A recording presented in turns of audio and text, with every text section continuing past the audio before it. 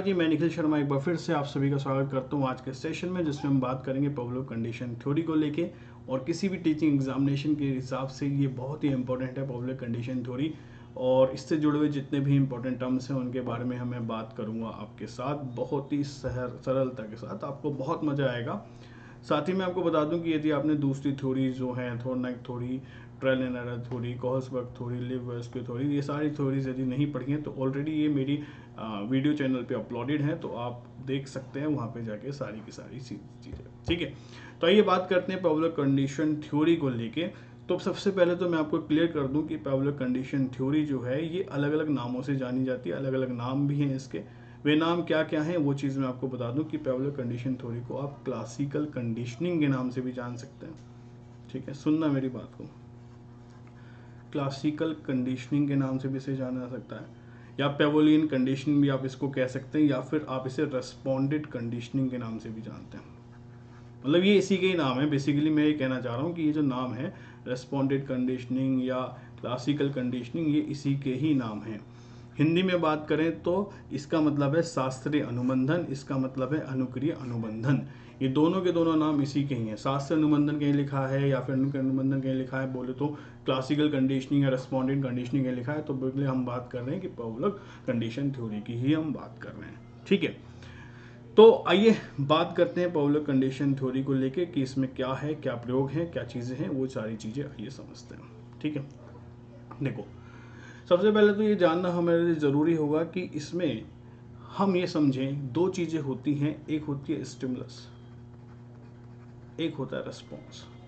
ठीक है, ये लास्ट में भी मैंने आपको बताया था। ठीक है, अब पावलोव ये कहता है कि यदि हमें कुछ भी सीखना है तो कुछ भी सीखने के लिए ज़रूरी नहीं कि उद्दीपक हो। ठीक है, उसने यही कहा कि उद्दीपक का होना आवश्यक नहीं है यदि आप कुछ भी सीखना चाहते हैं। अब यदि आपको ये कन्फ्यूजन है कि भाई उद्दीपक क्या है, तो मैं आपको बता दूं कि दो चीज़ें हैं, स्टिमुलस और रेस्पॉन्स। ठीक है, यानी कि उद्दीपक और प्रतिचार। ठीक है, उद्दीपक और प्रतिचार यानी कि कोई भी ऐसी चीज़ जो हमें कोई एक्शन लेने पे मजबूर करे, कुछ कार्य करने के लिए मजबूर करे, कुछ एक्टिविटी करने के लिए मजबूर करे, वही हमारा क्या कहलाता है, वही हमारा उद्दीपक कहलाता है। ठीक है, कोई भी ऐसी चीज़ जो हमें कोई भी एक्टिविटी करने पे मजबूर करे, वही हमारा उद्दीपक कहलाता है। उसी हम क्या कहते हैं कि वही है उद्दीपक। और पावलोव क्या कहते हैं, पावलोव की बेसिकली थ्योरी यही कह रही थी कि भाई यदि बेसिकली जो इसका सार था वो यही था कि यदि हमें कुछ सीखना है तो ये ज़रूरी नहीं कि उद्दीपक होगा तभी हम कुछ सीख पाएंगे, ऐसा पावलोव ने कहा। ठीक है, आइए इस पे जानते हैं कि और कैसे ये बातें आई निकल के, इसको और विस्तार से थोड़ा सा समझते हैं। इसके पहले प्रयोग को समझते हैं कि पावलोव ने क्या प्रयोग दिया, क्या एक्सपेरिमेंट करा उसने, उसके बारे में बात करते हैं। ठीक है, ठीक, पावलोव ने एक प्रयोग करा। उसने क्या करा, एक कुत्ता था। ठीक है, एक कुत्ता उसने लिया जो कि भूखा था। ठीक है, इस कुत्ते पे उसने प्रयोग करा, भूखे कुत्ते पे उसने प्रयोग करा। उसका क्या करा, उस भूखे कुत्ते का उसने ऑपरेशन कर दिया। ऑपरेशन करने से क्या करा, उसका इस वजह से उसकी ग्रंथियों को इस तरीके से ऑपरेशन करा ताकि वो उसके सलाइवा को नाप सके, यानी कि वो कितनी लार आती है उसके मुंह में उसको वो नाप सके। ठीक है, एक तरीके से एक परख नली उसमें एकत्रित कर दी बेसिकली, जहाँ पे उसका सलाइवा एकत्रित हो जाए। ठीक है, इस तरीके से उसने उसका ऑपरेशन करा। ठीक, अब क्या हुआ, जैसे ही उसने क्या करा, अब उसने क्या करा, कुत्ते पे प्रयोग किया। ठीक है, अब वो क्या करने लगा कि जैसे ही उसे खाना देना होता था कुत्ते को, तो खाना देने से पहले क्या करा, खाना देने से पहले उसने घंटी बजाना शुरू करा। मतलब खाना देने से पहले क्या करा, घंटी बजाई। ठीक है, घंटी बजाने के बाद कुत्ते को फिर उसने खाना दिया। ठीक है, ठीक है, अब ये प्रक्रिया उसने निरंतर रूप से चालू रखी। तो जैसे ही वो घंटी बजाता, तो घंटी जैसी वो अब वो बजा रहा है, वो रिपीटेशन हो रहा है, तो जैसे ही वो घंटी बजा रहा है वैसे ही उसके मुंह में क्या आ जाती थी, लार आ जाती थी। ठीक है, समझ रहे हो, जैसे ही वो घंटी बजाता वैसे ही उसके मुंह में क्या आ जाती थी, लार आ जाती थी। ठीक है, यानी कि खाना देने से पहले वो घंटी बजा रहा है, अब वो प्रक्रिया चालू रही और जैसे ही घंटी बजती वैसे ही वो समझ जाता कि भाई खाने का इंतजाम हो गया, और उसके मुंह में क्या आ जाती थी, लार आ जाती थी। ठीक है, ठीक है, समझ रहे हो, ये बात बिल्कुल कंफर्म है कि भोजन को देख के लार आनी चाहिए थी, खाने को देख के लार आनी चाहिए थी, खाने को देख के सलाइवा आना चाहिए था, स्वाभाविक सी बात है। लेकिन जब वो चीज़ें रिपीट हुई तो घंटी के साथ ही उसके मुंह में क्या आने लगी, बार बार दोहराने पे उसके मुंह में लार आने लगी, और उसने क्या करा, इस लार की मात्रा को भी नापा। पावलोव ने उस ग्रंथि के जहाँ पे वो एकत्रित हो रही थी सलाइवा की मात्रा को भी नापा। ठीक है, तो आप ये देख रहे हैं कि घंटी के बजते ही लार आने लगी। तो अब जब आखिरी चरण आया तो उसने यही महसूस करा कि ठीक है, कि घंटी के बजते ही उसके मुंह में लार आ रही है, और यदि वो लार की मात्रा को भी नाप रहा है तो इसमें लार की मात्रा को भी नाप रहा है, तो कोई कमी नहीं आ रही है कि भाई ऐसे ही नहीं है कि कम लार आ रही है। ठीक है, तो ये देखने को मिलता है कि यहाँ पे जो उद्दीपक था बेसिकली भोजन था। भाई बेसिकली नेचुरली यदि आप बात करें तो भोजन की वजह से ही लार आती है, यानी कि नेचुरल उद्दीपक की यदि हम बात करें तो वो बेसिकली भोजन था। लेकिन अब आप यहाँ पे देख रहे हो कि भोजन की वजह से लार नहीं आ रही है, यदि घंटी बजती है तो इसके मुंह में लार आ रही थी। यानी कि कृत्रिम उद्दीपन भी होते हैं, आर्टिफिशियल भी उद्दीपन होते हैं, जिनकी वजह से हम चीज़ों को सीख जाते हैं, जिनके प्रभाव की वजह से हमारे जो है असर डालते हैं, जो कि एक अलग तरीके की अनुक्रिया हमें यहाँ पे देखने को मिलती है। ठीक है, एक स्वाभाविक अनुक्रिया वहाँ पे देखने को मिल रही है, सिर्फ घंटी के बजने से, खाने के नहीं, सिर्फ घंटी के बजने से उसे अनुक्रिया देखने को मिलती है। ठीक है, तो यानी कि सहने का मतलब ये है कि नेचुरल स्टिमुलस नहीं था, लेकिन फिर भी क्या था, फिर भी लार आ रही थी एक आर्टिफिशियल स्टिमुलस के होने पर भी। ठीक है, ठीक है, यानी कि वो ये सीख चुका था कि भाई घंटी बजने पे क्या है, लार आएगी। वो सीख चुका था कि घंटी बजने पर क्या है, मुंह में लार निकलना प्रारंभ उसका हो ही जाता था। तो एक अनुबंधित उद्दीपक था, एक कृत्रिम उद्दीपक था। ठीक है, समझ रहे हो मेरी बात? तो ये बेसिकली चीज़ थी। तो पावलोव यही कह रहा था कि भाई ज़रूरी नहीं कि कोई नेचुरल स्टिमुलस हो, नेचुरल उद्दीपक हो तभी आप सीखेंगे, एक आर्टिफिशियल उद्दीपक के माध्यम से भी सीखा जा सकता है। ठीक है, चलिए अब ये चीज़ यहाँ तक समझ में आ गई। ठीक है, इसी के साथ ही एक एक्सपेरिमेंट करा गया ह्यूमन पे। ठीक है, ह्यूमन पे भी, यानी कि एक बालक पे भी एक्सपेरिमेंट करा गया, और वो बालक पे जो एक्सपेरिमेंट करा वो वॉटसन ने करा। ठीक है, समझना इस चीज़ को। वॉटसन ने क्या एक्सपेरिमेंट करा, वॉटसन ने एक इसी सिद्धांत को आदमी के ऊपर आजमा के देखा, और उसने क्या करा, एक छोटा सा लड़का था एल्बर्ट। ठीक है, उसे एक सफ़ेद रंग का चूहा दिखाया उसने। ठीक है, तो जब उसने सफ़ेद रंग का चूहा दिखाया तो बालक जो था, वो एल्बर्ट जो था, वो उससे डरा नहीं। ठीक है, और लेकिन जब वॉटसन ने पीछे से एक आवाज़ दी, चूहा भी दिया और पीछे से एक आवाज़ लगाई, तेज़ी से आवाज़ लगाई, तो इस आवाज़ को सुन के और चूहे को देख के एल्बर्ट जो है अब रोने लगा। ठीक है, ठीक है, यानी कि चूहे का और आवाज़ को जब एक साथ संयोजित किया गया तो, और उसके ऊपर आजमाया, तो एल्बर्ट जो है रोने लगा। लेकिन जब एल्बर्ट को सिर्फ चूहा दिया गया था तब वो प्रक्रिया नहीं कर रहा था। ठीक है, तो ये जो डर है, जो डर ये पैदा हुआ, यही डर जो है, यही क्या है, यही हमारी क्लासिकल कंडीशनिंग है। इसी क्या कहा गया है, यही क्या है भाई, यही क्लासिकल कंडीशनिंग है। ठीक है, यानी कि एक तरीके से आप क्या कह सकते हैं, इस क्लासिकल कंडीशनिंग को आप ये कह सकते हैं, यानी कि ये एक शास्त्रीय अनुबंधन है, अनुक्रिया अनुबंधन है। ठीक है, जैसे आप देखो बहुत सारी चीज़ें होती हैं। आप देखो, कहने का मतलब ये है कि यदि हमारा एक्सीडेंट हो जाए, ठीक है, और फिर से हम गाड़ी चलाना शुरू कर दें, कार से एक्सीडेंट हुआ और फिर से हम गाड़ी चलाना शुरू कर दें, तो क्या है कि अपने आप ही एक डर सा मन में पैदा हो जाता है। ठीक है, या फिर आप फॉर एन एग्जाम्पल है देखो, तो आप यही देख रहे हो ना कि भाई किसी स्टिमुलस की ज़रूरत नहीं पड़ रही है, किसी स्टिमुलस की ज़रूरत नहीं पड़ी है, किसी उद्दीपक की ज़रूरत नहीं पड़ी है, लेकिन क्या है, क्लासिकल कंडीशनिंग यहाँ पे हो रही है, अपने आप ही चीज़ें हो रही हैं। ठीक है, आप देखो कि आप डॉक्टर के जाते हो, ठीक है, कोई व्यक्ति, अब जैसे ही इंजेक्शन की बात वो करता है कि इंजेक्शन लगाना पड़ेगा, तो अपने अंदर ही क्या है, अपने आप ही एक जो है डर आने लगता है। ठीक है, या फिर आप ये देखो कि कोई छोटा बालक है और मान लो कि वो बेड पे से गिर गया है कभी बचपन में।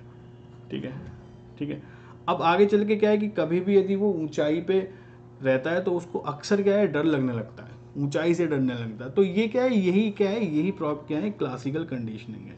ठीक है, यानी कि अनैच्छिक प्रतिक्रियाएं हो रही हैं और बेसिकली जैसे डर, तो यही क्या है, यही हमारी क्लासिकल कंडीशनिंग है। और यदि इसको पूरा संक्षिप्त में समझें, पूरा इस प्रयोगों को बारे में समझें वॉटसन की और पावलोव के, तो बेसिकली अर्थात ये निकल के आता है कि किसी भी प्रक्रिया के होने की या किसी भी सीखने की क्रिया के लिए ज़रूरी नहीं कि उद्दीपक होगा तभी आप सीखेंगे, कुछ चीज़ें नेचुरल भी होती हैं।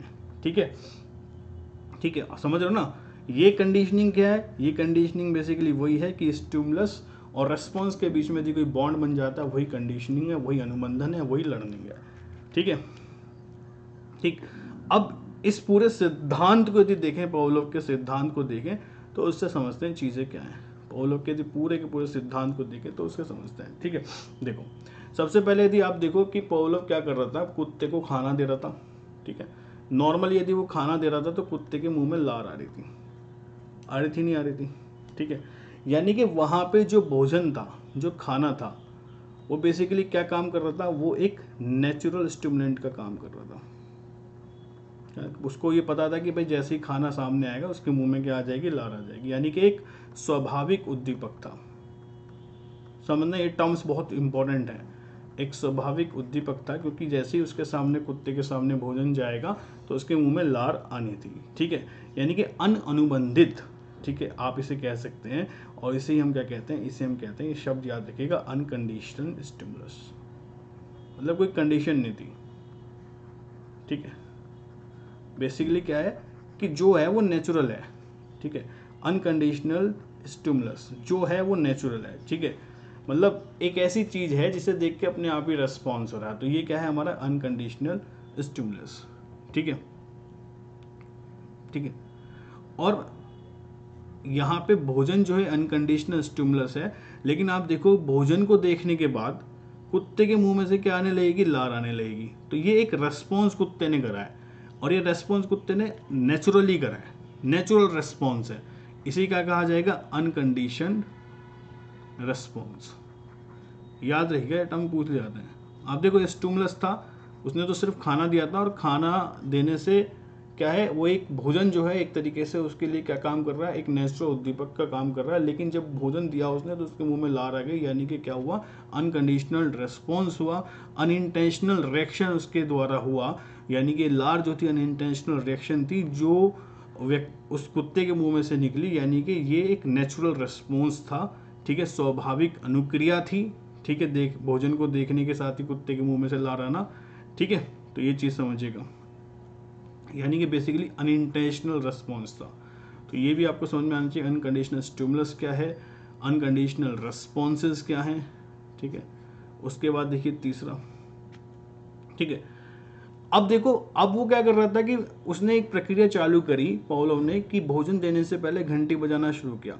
ठीक है, तो भोजन देने से पहले घंटी बजाना शुरू किया और ये प्रक्रिया उसने दोहराई, तो उसको क्या लगा कि जब आगे उसने एक चीज़ सीख ली कि जैसी घंटी बजेगी उसके मुंह में लार आना शुरू हो जाएगा। ठीक है, तो ये क्या था, कंडीशनड स्टिमुलस था, कंडीशनड स्टिमुलस था, यानी कि अनुबंधित उद्दीपक।